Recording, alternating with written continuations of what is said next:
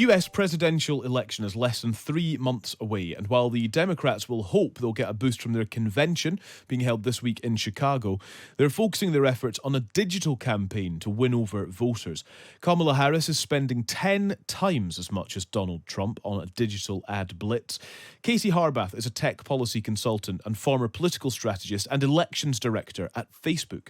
I think having a digital campaign is absolutely crucial today in 2024, and it frankly has become the mode of communication for both campaigns in finding that you need to, and perhaps the best way of getting your message out is going directly to voters on a wide variety of platforms. We've seen since, President Trump was shot, his first reaction was posted on Truth Social. He announced his vice presidential pick on Truth Social. Biden announced he was dropping out across social media platforms. Harris has been jumping on different social media trends. She's been interviewing walls on social media. And so it's really become sort of the way that we've seen campaigns engaging. In terms of who they can reach, how much does the echo chamber argument feature here? Are they reaching people who are already convinced, who are already backing them, who are already going to vote for them? Or is there the potential to change minds online? There is the potential to change minds online, but I don't think that's the first goal of these campaigns. This election is going to be a turnout election. It is going to be which side can get more of their voters to the polls, and is there anything they can do to convince the other side's voters to not show up. So I think first and foremost, they are using the internet to keep their base engaged, to keep them excited, and to keep them wanting to be involved and to not check out. I think secondarily, it is about persuading those few undecideds. And if you look at a lot of the polling and stuff, most of those people are getting they're not on broadcast TV, they're on streaming channels. They're on places like TikTok, Reddit, Snapchat. So those are the places too that campaigns for that small sliver that could really make the difference of winning a state that, like Pennsylvania or Wisconsin, for instance. They are going to also need to be doing that. I'm quite taken as well. There's one word that we keep noting when we speak to sort of Democrat strategists, particularly, that Kamala Harris is running a joyful campaign, that she's bringing joy back to the Democrats'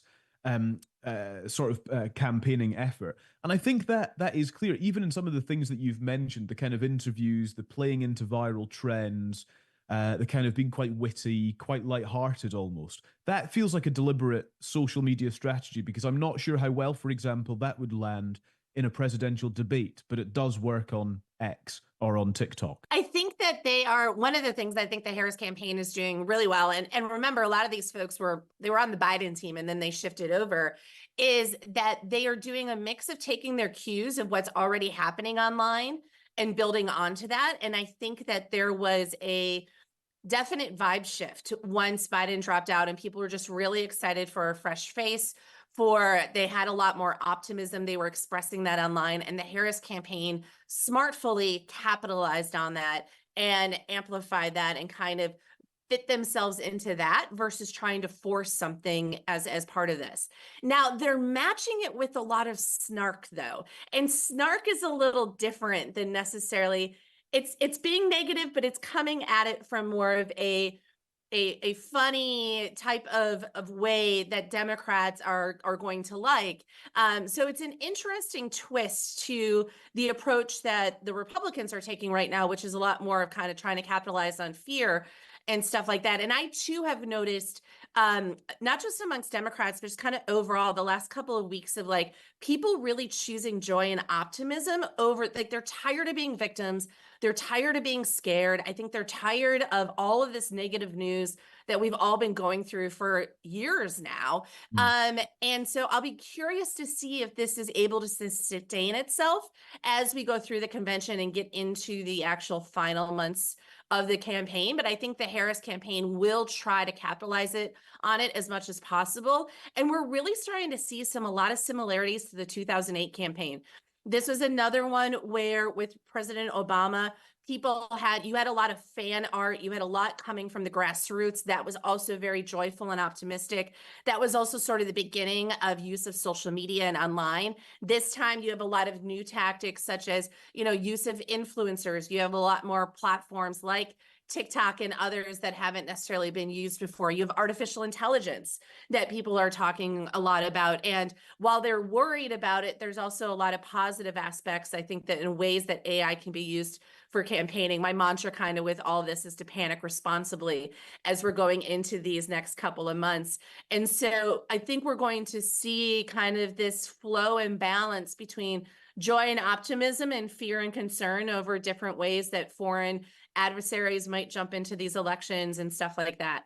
That's really interesting. So let's stay on that. You were elections director at Facebook, and I'm just wondering how social media platforms continue to wrestle with that potential for misinformation, for interference. I mean, we've had reports of it here in the UK in the last couple of weeks. Yeah. The riots that happened on the streets here were fueled by misinformation and potentially accounts on social media that were not UK based and had interests in disruption on the street. That is a terrifying real life outworking of social media running riot, literally. So I think there's a couple of different things that we've seen people learn over the years, including the tech companies, about how to think about addressing some of this.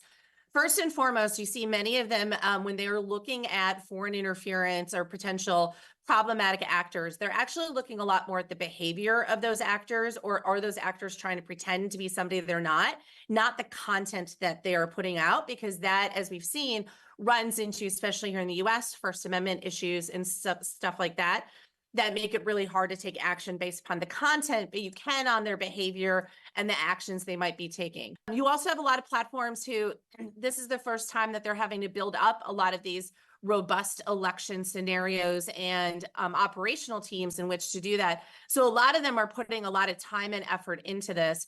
But I think one of the biggest challenges always is you can do as much planning as possible, but are you ready for that unknown unknown? Nothing ever happens exactly the way that you think that it is going to. And so are you prepared for dealing with that?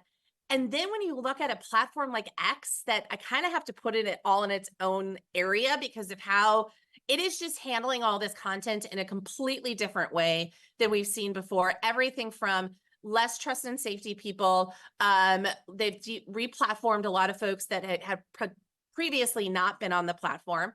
But then Elon Musk himself is inserting himself into this race in a way that we've never seen a CEO do before. And while I don't think Elon Musk is going to change any votes, I do worry about him turning up the temperature in a way that could be unhelpful and could lead to online violence, like we've seen some of those concerns there in the UK.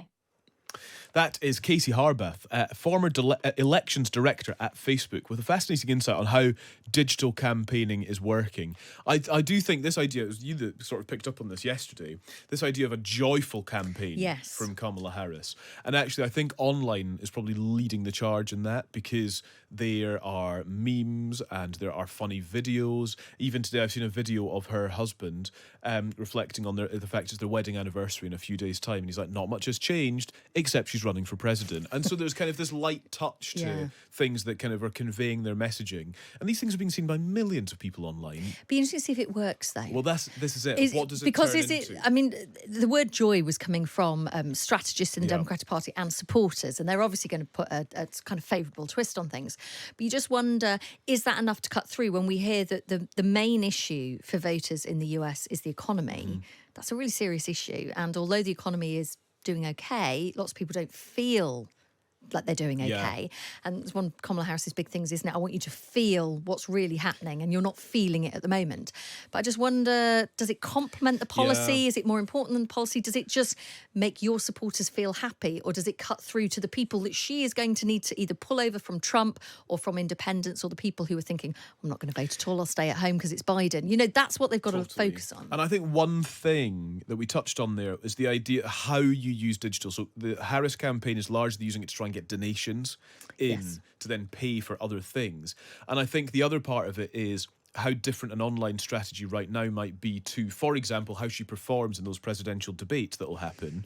And then there's the sidebar to that, which is, as we've talked about quite a lot on this station, PMQs has become more about what's the clip going to be for social media. You see that particularly from the SNP and opposition parties trying to land a blow in the question they ask. So is the debate about trying to create viral moments and viral answers? Well, I mean, Donald Trump won't try to do that, will he, at all? So, But that's true. You've and got to so- compete against exactly. that. So it's that. Whereas debates traditionally are about policy and the nitty gritty and the real depth and detail, but actually you're trying to complement that with something that's going to spread online as well. It's a really interesting relationship between the two.